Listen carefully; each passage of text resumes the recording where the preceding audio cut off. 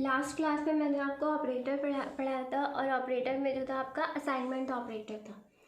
आगे जो next operator है, देखो ऑपरेटर समझने बहुत ही इम्पॉर्टेंट होते हैं क्योंकि जो प्रोग्रामिंग होती है उसमें हम ऑपरेटर से यूज़ करते हैं क्योंकि कोई भी जो ऑपरेशन परफॉर्म हो रहा है वो ऑपरेटर्स पर ही डिपेंड होता है, वो कैसे कैलकुलेट हो रहा है। ठीक है, तो कौन सा ऑपरेटर क्या करता है, उसमें असाइन कैसे होती है, वैल्यूज़ का क्या फंक्शन है, हमें ये पता होने बहुत इंपॉर्टेंट होता है। और कौन सा ऑपरेटर का क्या नेम है वो, प्लस उसकी प्रेसिडेंस की वो कैसे, कब उसकी प्रायोरिटी आती है, कब वो सॉल्व होता है, या और सबसे इम्पॉर्टेंट ये है सॉरी वो लेफ़्ट टू राइट सॉल्व होता है या राइट टू लेफ़्ट। ठीक है, राइट टू लेफ़्ट या लेफ़्ट टू राइट कैसे सॉल्व होता है ये आपको पता होना चाहिए। नेक्स्ट जो ऑपरेटर है आपका वो है आपका कंपैरिजन ऑपरेटर।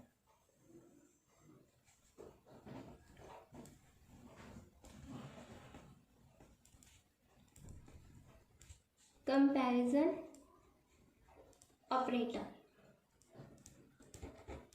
कंपैरिजन ऑपरेटर्स आपको पता है कैसे, कंपैरिजन मतलब जहाँ पे हम दो चीज़ों को कंपेयर करेंगे। ठीक है, ए बी सी डी कोई भी वेरिएबल हो सकता है, वैल्यू हो सकती है, स्ट्रिंग्स हो सकता है, कुछ भी हो सकता है, लेकिन वहाँ पे सिर्फ क्या होगा, कंपैरिजन होगा। और ये मैंने आपको पहले बताया कि जब कंपैरिजन होता है तो जो रिजल्ट आता है वो हमेशा कैसा आता है, बूलियन टाइप आता है। बूलियन टाइप मीन्स या तो वैल्यू आपकी ट्रू होगी या फिर वैल्यू आपकी कैसी होगी, फॉल्स होगी। ठीक है, तो फर्स्ट जो आपका कंपैरिजन ऑपरेटर होता है वो होता है डबल इक्वल टू का साइन। अब हम दो चीज़ें पढ़ते हैं, एक हम पढ़ते हैं सिंगल इक्वल टू और एक हम पढ़ते हैं डबल इक्वल टू, और इन दोनों के बीच में बहुत बड़ा डिफरेंस होता है। जब हम सिंगल इक्वल टू का साइन यूज़ करते हैं वो होता है हमारा assignment operator. Assignment operator means जहाँ पे हमें वैल्यू असाइन करनी है, और जब हम डबल इक्वल टू का साइन यूज़ करते हैं तो उसका मीनिंग होता है कंपैरिजन ऑपरेटर, जहाँ हम दो वैल्यूज़ को कंपेयर कर रहे हैं। जैसे कि हम लिखते हैं a इज़ इक्वल टू 10, तो यहाँ पे हम सिंगल इक्वल टू का साइन यूज़ करें, इट मीन्स यहाँ पे हम क्या कर रहे हैं, 10 वैल्यू को a वेरिएबल के अंदर असाइन कर रहे हैं। और हम लिखते हैं a इज़ इक्वल टू 10, तो यहाँ पे हम कंपेयर कर रहे हैं कि a वेरिएबल की जो भी वैल्यू है, फॉर एग्जांपल a की वैल्यू 9 है, तो a वेरिएबल की जो वैल्यू 9 है तो 9 इज़ इक्वल टू 10, या तो आंसर ट्रू होगा या फिर आंसर क्या होगा, false.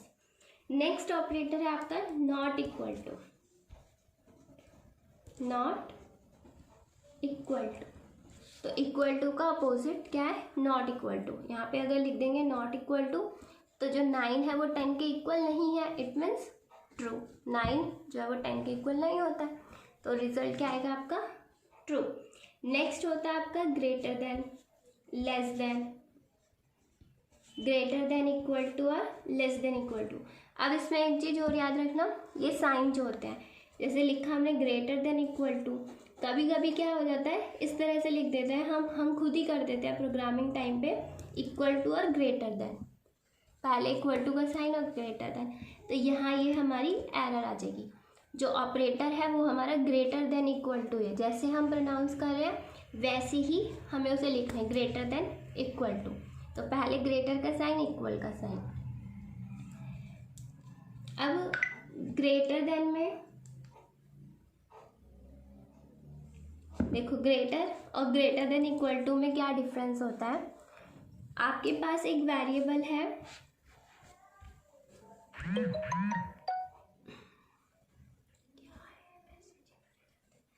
a is equal to 10 and b is equal to 20।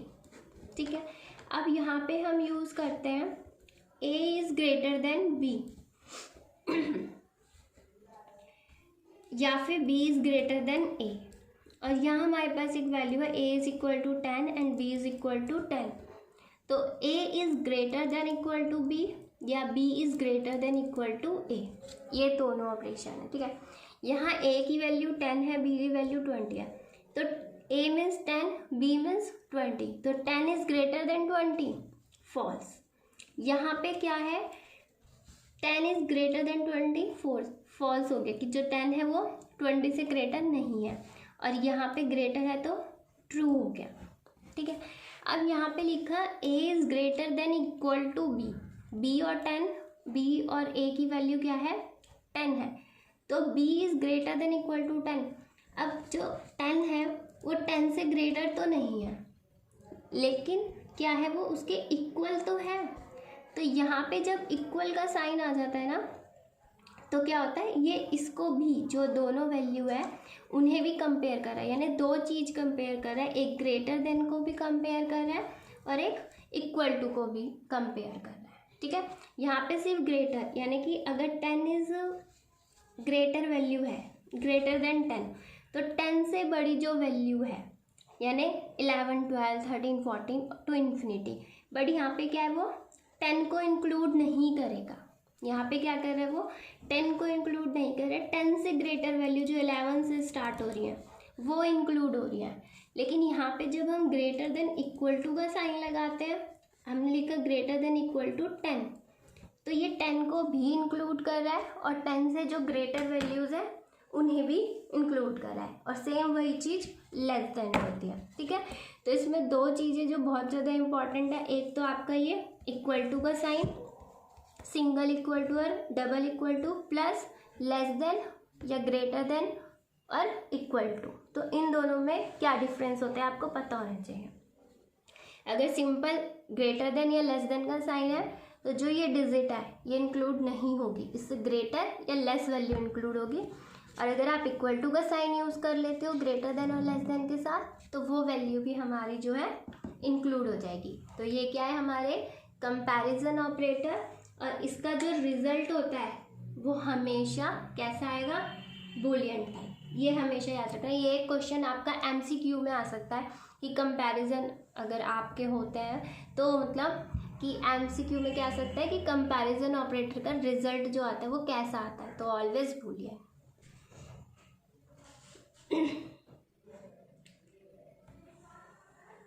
एक एग्जाम्पल से समझा देती हूँ आपको।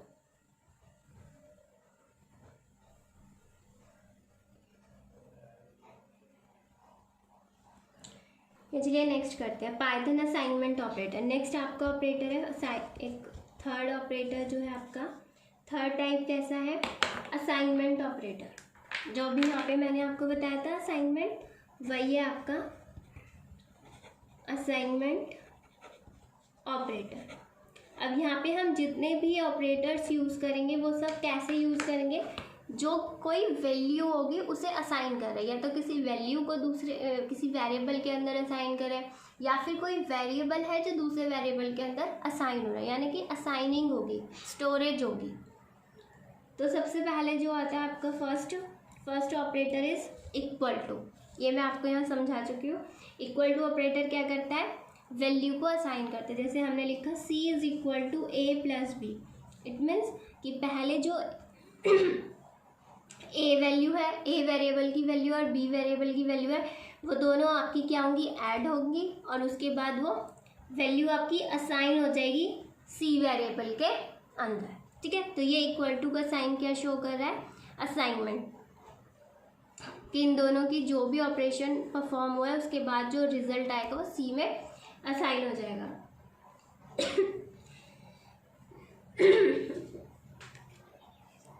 नेक्स्ट है आपका प्लस इक्वल टू और minus equal to, into equal to, divide equal to, reminder equal to, exponent equal to और फ्लोर डिवीज़न इक्वल टू। अब असाइनमेंट ऑपरेटर का मतलब क्या है, सिंपल, कि यहाँ पे हर ऑपरेटर के साथ आपका इक्वल टू का साइन यूज़ हो गया। ठीक है, ये सारे जितने भी ऑपरेटर्स हैं ये सारे आपके अर्थमेटिक ऑपरेटर हैं और उसके साथ इक्वल टू का साइन यूज़ हो गया। अब इसका मीनिंग क्या है, जैसे कि हम लिखते हैं जैसे यहाँ पे मैंने लिखा है C is equal to A plus B, और कभी कभी हम इस तरह से लिख देते हैं C is equal to C plus B, means कि C की जो वैल्यू है वो आपकी 20 है एंड B की वैल्यू 30 है। ठीक है, अब हम ये चाहते हैं कि इन दोनों की वैल्यू ऐड हो जाए और वो फिर C में ही असाइन हो जाए। तो यहाँ पे हम क्या कर रहे हैं, C को डबल टाइम रिपीट कर रहे हैं, 2 टाइम रिपीट कर रहे हैं। तो यहाँ पे हम क्या करेंगे, इसे रिपीट ना करके हम कैसे लिख देंगे, C plus equal to B। तो इसका मीनिंग भी यही होता है, कई जगह पे आप जब अपना एग्ज़ाम दोगे उस टाइम पे इस तरह से ना लिख के यही फॉर्म लिखी हुई आपको मिलेगी, यहाँ पे यही फॉर्म मिलेगी। तो आपको ये पता होना चाहिए इस फॉर्म का क्या मीनिंग है, C is equal to C plus B. अब क्या हो रहा है, C की वैल्यू 20 है और B की वैल्यू 30 है, तो 30 प्लस 20 50, और अब C की वैल्यू कितनी हो गई 50, 20 की जगह 50। तो ये सारे असाइनमेंट ऑपरेटर जो कि plus minus into divide modular सबके साथ यूज़ होते हैं, वही सेम फंक्शनिंग है, बस इसको इस तरह से हम इस फॉर्म में लिखेंगे। एक एग्जांपल से समझा देती हूँ आपको। जैसे A की वैल्यू हमारी 21 है, B की वैल्यू हमारी 10 है एंड C इज़ 0।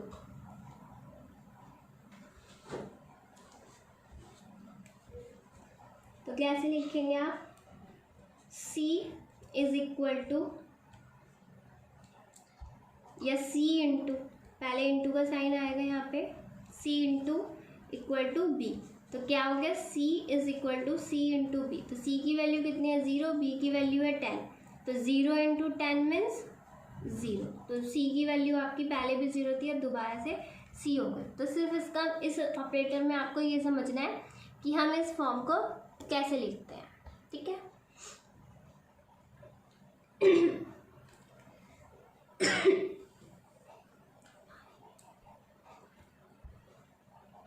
नेक्स्ट आपका ऑपरेटर है, फोर्थ ऑपरेटर, बिटवाइज ऑपरेटर।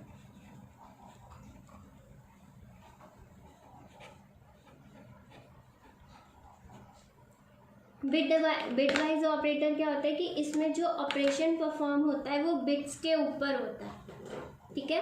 जैसे अगर दे रखा है A is equal to 60 and B is equal to 13, तो 60 और 13 कैसे काम करेंगे, पहले हम 60 का लिखेंगे बाइनरी नंबर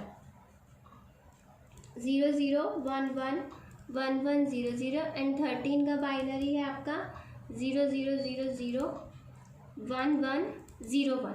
तो पहले हम ये बिट्स फाइंड आउट करेंगे बाइनरी में, और उसके बाद बिटवाइज ऑपरेटर जो इसके अंदर ऑपरेटर्स हैं उनका ऑपरेशन हम परफॉर्म करेंगे। डायरेक्ट डिजिट्स के ऊपर ऑपरेशन परफॉर्म नहीं होता। बिटवाइज का मतलब यही है कि बिट्स के ऊपर आपके ऑपरेशंस जो है वो परफॉर्म होंगे। इसमें जो फर्स्ट आपका होता है वो होता है एंड, बाइनरी एंड। एंड का साइन, एंड मैंने आपको बताया था एंड ऑपरेशन है जहाँ पे वैल्यू ट्रू है तो ट्रू, अदरवाइज फॉल्स। तो एंड ऑपरेटर क्या करता है, एंड बाइनरी एंड। अब यहाँ पे बाइनरी वर्ड यूज़ हो गया सिर्फ एंड ऑपरेटर के साथ, लेकिन काम इसका वही है कि अगर वैल्यू 1 है तो 1, अदरवाइज 0। ऐसे ही आपका और है सिंगल, बाइनरी और दिस बाइनरी एक्स और लेफ्ट शिफ्ट राइट शिफ्ट, ये सब भी है। अब हमें अगर सिंपल एक मैं आपको बताती हूँ कैसे होगा। अगर हम लिखते हैं A एंड B, यानी कि A हमारा 60 है, B हमारा 13 है, B की वैल्यू 13 है। अब इसके ऊपर हमें कौन सा ऑपरेशन परफॉर्म करना है, एंड ऑपरेशन। सिंगल एंड है, it means binary and operation perform करना है। एंड जो होता है वो डबल होता है और जो बाइनरी एंड होता है वो सिंगल होता है। तो बाइनरी एंड आपको परफॉर्म करना है, तो आप कैसे करोगे, जैसे ये A की वैल्यू मैंने आपको लिख दिया बाइनरी नंबर, B में भी लिख दिया, तो अब इन दोनों के ऊपर एंड ऑपरेशन परफॉर्म करना है। एंड का रूल क्या बताया था मैंने, 1 1 इज 1, अदरवाइज 0, ठीक है। ये आपको पता है कैसे बनता है। जैसे 2 बिट्स हैं, 2 बिट्स में 2 की पावर 2 यानी 4 कॉम्बिनेशन आपके बनेंगे। तो पहले लिखेंगे 1 0 1 0 और फिर 2 टाइम्स 1 2 टाइम्स 0। ये इस तरह से अगर 8 कॉम्बिनेशंस हो जाएंगे तो यही चीज़ आपकी एक्सपेंड हो जाएगी, 3 बिट्स आ जाएंगे उसमें।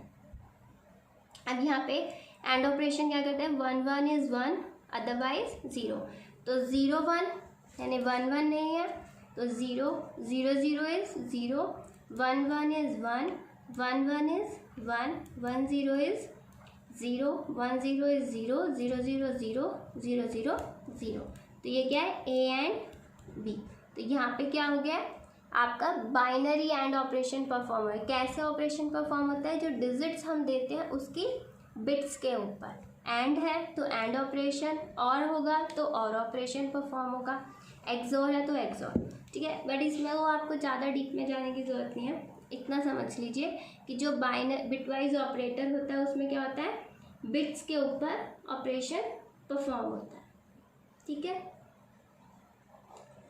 नेक्स्ट जो बहुत ही इम्पॉर्टेंट आपका ऑपरेटर है, तो बहुत जगह यूज़ होगा और बहुत काम आता है प्रोग्रामिंग के अंदर,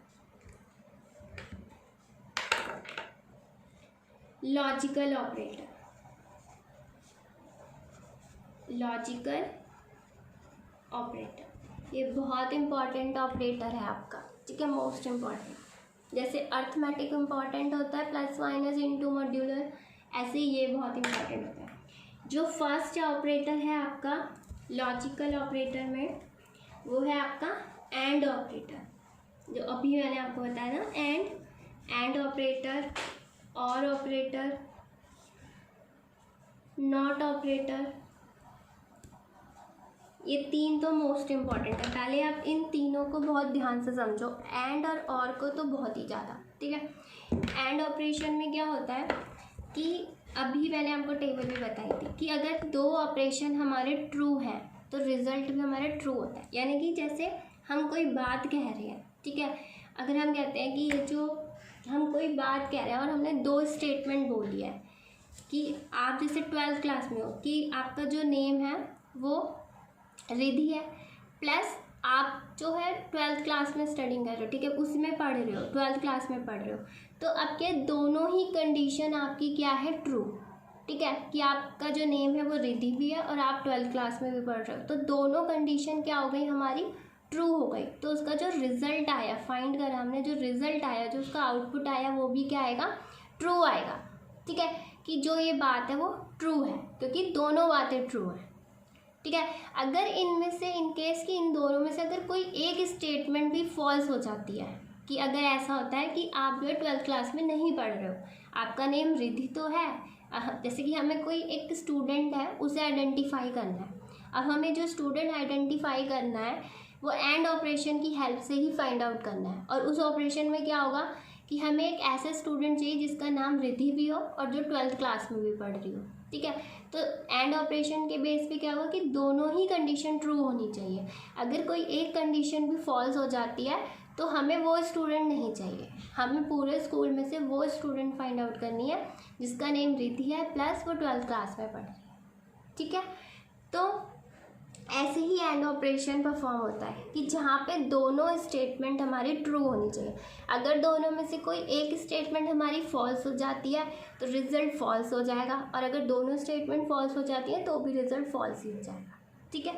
तो एंड ऑपरेशन क्या करता है, अगर हम अब जो कॉम्बिनेशन मैंने अभी आपको बताए थे कि वो कैसे बनाने हैं, जो मैंने अभी बनाए थे, वैसे उसकी आपको नीड नहीं पड़ेगी, बट फिर भी मैं बता देती हूँ। अगर 2 बिट्स हैं हमारे पास, ए और बी, तो ए और बी में जो बिट्स हम यूज़ करेंगे वो हमारी जो बिट्स होंगी वो 0 और 1 होगी, उसके अलावा कोई दूसरी बिट होगी, तो हम यूज़ करते हैं 2 किस लिए यूज़ कर रहे हैं, 1 फॉर 0 और 1 फॉर 1, मतलब 2 बिट यूज़ कर रहे हैं। अब 2 बिट्स में हम कितनी बिट्स ले रहे हैं, इनपुट कितने ले रहे हैं हम, 2, तो हम लिखेंगे 2 की पावर 2, इट मीन्स 4। तो जो कॉम्बिनेशन बनेंगे वो हमारे 4 कॉम्बिनेशन बनेंगे। अब 0 1 यूज़ करना है 4 कॉम्बिनेशन में, तो पहले हम लिखेंगे 0 1 0 1, एक बार 0 एक बार 1, फिर 0 0, 2 टाइम्स 0 एंड देन 2 टाइम्स 1। अब क्या है एंड ऑपरेशन आपका, इसका जो सिंबल होता है, अब आपको प्रोग्रामिंग में एंड नहीं लिखना, आपको सिंबल यूज़ करना है, ये इसका सिंबल है, डबल एंड ऑपरेशन, ठीक है। तो यहाँ पे आप लिखोगे तो 1 1 इज़ 1, अदरवाइज 0। अब इसी एंड ऑपरेशन के चाहे एंड हो चाहे और हो, कॉम्बिनेशन आपके यही बनेंगे। अगर हमारे इनपुट जो है वो 3 बिट्स के हो जाते हैं तो 2 की पावर 3, तो कॉम्बिनेशन कितने बनेंगे, टोटल 8। इनपुट्स कितने हो गए हमारे, ए बी सी, तो फर्स्ट टाइम पे तो यही करोगे सी के साथ 0 1, 8 कॉम्बिनेशन है तो 8 टाइम्स लिखेंगे 0 1 0 1 0 1 एंड 0 1, ठीक है। अब नेक्स्ट में हम क्या करेंगे, अभी 1 टाइम लिखा है, 2 टाइम्स लिखेंगे। 0 से स्टार्ट कर रहे हो तो यहाँ भी 0 से ही करोगे, 0 0 1 1 0 0 एंड 1 1, ठीक है। और यहाँ पे फिर यहाँ 1 टाइम 2 टाइम और यहाँ पे 4 टाइम, 4 टाइम्स 0 एंड 4 टाइम्स 1। अब एंड ऑपरेशन परफॉर्म करना है आपको ए बी सी में, तो सेम वही 1 1 1, अगर तीनों 1 है तो रिजल्ट इज 1। अब इनमें से अगर कोई एक भी 0 हो जाता है, एक भी कोई कंडीशन हमारी फॉल्स हो जाती है, जैसे इसमें ये फॉल्स है, इसमें ये फॉल्स है, इसमें ये दोनों फॉल्स है, यहाँ ये फॉल्स है, फिर ये फॉल्स है, तो सब में रिजल्ट क्या आएगा, 0, ठीक है। ये हो गया आपका एंड ऑपरेशन। अब ये जब हम कंडीशंस अप्लाई किया करेंगे प्रोग्रामिंग में तब ये यूज़ होगा। नेक्स्ट जो है वो है आपका और ऑपरेशन, दिस, ये डबल टाइम आप साइन यूज़ करोगे और ऑपरेटर के लिए। और अब क्या होता है और ऑपरेटर में, और ऑपरेटर जो होता है एंड का इन्वर्स हो जाता है, मतलब कि जैसे यहाँ पे दोनों कंडीशन ट्रू थी तो रिजल्ट ट्रू था। अब यहाँ पे क्या होता है, अगर दोनों कंडीशन फॉल्स है तो फॉल्स, अदरवाइज ट्रू, ठीक है। जब दोनों कंडीशन फॉल्स हो गई तो ही फॉल्स होगा। इन केस अगर जैसे कि मतलब अगर किसी गर्ल का नेम रिद्धि है और वो 12th क्लास में है, दोनों कंडीशन ट्रू है तो भी ट्रू है। अगर दोनों में से कोई एक कंडीशन फॉल्स हो जाती है, ठीक है, तब भी हमारी कंडीशन क्या है, और ऑपरेशन में ट्रू ही है। बट अगर दोनों ही कंडीशन ट्रू हो जाती है तब हमारा रिजल्ट जो है वो फॉल्स हो जाएगा। दोनों कंडीशन ट्रू होने पर ही फॉल्स होगा। कोई एक कंडीशन अगर ट्रू होती है तो ट्रू। तो ये दोनों जो ऑपरेशन है ये अच्छे से आप समझ लेना, एंड को और को, क्योंकि जब आगे प्रोग्रामिंग करोगे तो ये बहुत यूज़ होती है, ठीक है। तो कि एंड का क्या ऑपरेशन है, क्या यूज़ है, और का क्या यूज़ है, अच्छे से अपने माइंड में क्लियर कर लेना। अब कोई भी डाउट हो तो मुझसे पूछ लेना। और सेम वही ऑपरेशन आपका इसमें होगा, ठीक है। ट्रू ट्रू इज़ ट्रू और false false is false, otherwise true. Not operator जो है उसका क्या यूज़ होता है, अगर कंडीशन आपकी ट्रू है, इसका जो सिंबल है वो इस तरह से है, टाइट का साइन है। अगर आपकी कंडीशन ट्रू है तो उसका जो वो रिजल्ट शो करेगा वो फॉल्स करेगा, और अगर कंडीशन फॉल्स है तो ट्रू, यानी अपोजिट देगा। ट्रू है तो फॉल्स, फॉल्स है तो ट्रू। नेक्स्ट जो आपका ऑपरेटर है वो है आपका इन एंड नॉट इन, दो ऑपरेटर्स हैं,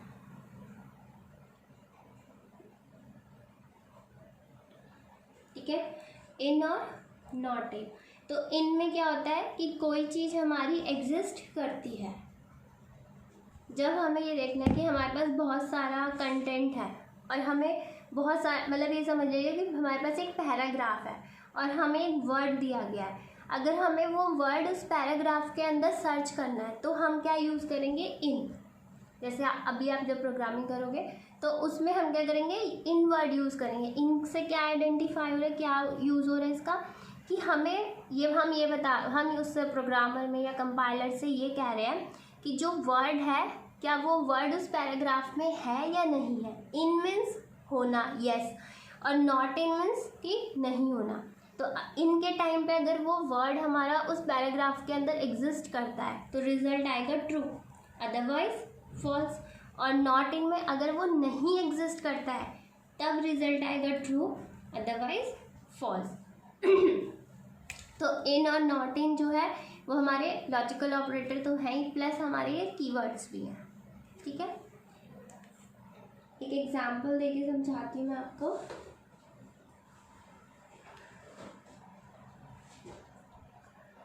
A is equal to 10, B is equal to 20। एक लिस्ट बनाई है, लिस्ट में आपको समझा चुकी हूँ क्या होते हैं। 4 5, यानी कि एक ये समझ लीजिए कोई पैराग्राफ है, ये लिस्ट है जिसमें बहुत सारी डिजिट्स हैं, एक कंटेनर है इसमें बहुत सारी ये नंबर्स या बॉल्स हैं, ठीक है। अब हम कहते हैं इफ़, अभी इफ एल्स आपने पढ़ा नहीं है ना, कोई बात नहीं। If A in list print A is available in list else print A is not available in list, ठीक है। तो ये एक छोटा सा प्रोग्राम है इन कीवर्ड से रिलेटेड। ओके, तो इसमें क्या है कि हमें एक वैल्यू फाइंड करनी है। हमने यहाँ के लिखा है ए इन लिस्ट, तो ए क्या है हमारा वेरिएबल, और उस ए वेरिएबल की वैल्यू क्या है 10, ठीक है। और एक वेरिएबल 20 है, तो खैर 20 तो यहाँ यूज़ हो नहीं रहा है। और एक लिस्ट है जिसमें हमने 5 वैल्यूज़ दिए हैं, 1 2 3 4 5। तो यहाँ पे इफ़ एल्स क्या होता है, इफ़ कंडीशन होती है, वो आगे मैं आपको समझाऊंगी इफ़ एल्स क्या करता है, तब अच्छे से इसका समझाऊंगी। इफ़ में ये मान लीजिए जैसे कि हम अपनी बात को कहते हैं, तो नॉर्मल एक इफ़ वर्ड है कि अगर ये है तो ये हो, अगर ये चीज़ नहीं है तो कुछ और हो जाए। तो यहाँ पे ये कह रहा है इफ़ यदि ए इन लिस्ट, यानी ए क्या है एक वेरिएबल जिसकी वैल्यू क्या है 10। तो यहाँ हम जो बात करें वो 10 की करें कि 10 इन लिस्ट, कि 10 जो है वो इस लिस्ट के अंदर है या नहीं है। तो दो ही कंडीशन है, या तो है या फिर नहीं है, ठीक है। तो अगर 10 लिस्ट के अंदर है जो कि नहीं है, यानी कि फॉल्स हो गया। तो नहीं है तो कोई बात नहीं, नहीं है तो फिर वो किस पे जाएगा, एल्स पे।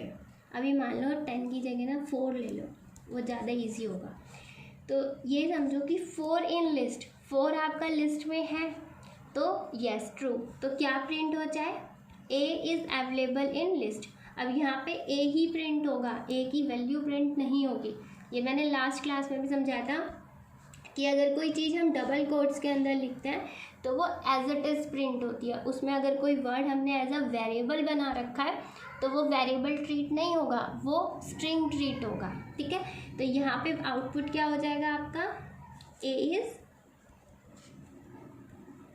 अवेलेबल इन लिस्ट, कि जो ए है वो लिस्ट के अंदर अवेलेबल है, 4 इज़ एग्जिस्टेंट लिस्ट, ठीक है।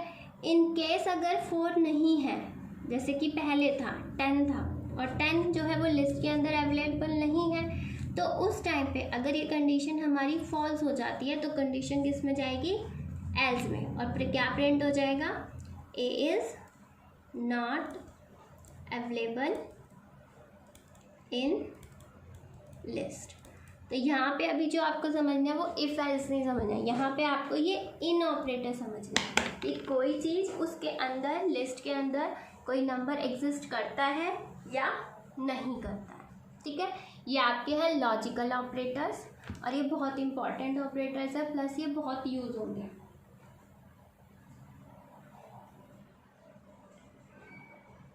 ऑपरेटर प्रेसिडेंस मैंने आपको बता ही दिया था आगे कुछ भी पढ़ने से पहले, ठीक है। आज की क्लास में मैं इतना ही करवा रही हूँ। अब आगे जो पढ़ाऊँगी वो इफ़ एल्स डिसीजन मेकिंग की कैसे हम करते हैं, ये जो इफ़ एल्स है ये सब समझाऊँगी। लेकिन इससे पहले जितना भी पढ़ाया है वो सारा अच्छे से क्लियर कर लेना है। और ऑपरेटर सबसे ज़्यादा, एंड और नॉट इन, ये सब बहुत इंपॉर्टेंट है। अर्थमेटिक ऑपरेटर्स भी जो लास्ट क्लास में पढ़ाए थे कि हर एक ऑपरेटर का क्या यूज़ होता है, क्योंकि जब तक आपको ये नहीं पता होगा कि ऑपरेटर्स का यूज़ क्या होता है आप प्रोग्रामिंग कर ही नहीं सकते हो। प्रोग्रामिंग में होता ही यही है, ठीक है। तो सारी चीज़ें अच्छे से आप क्लियर कर लेना, समझ लेना।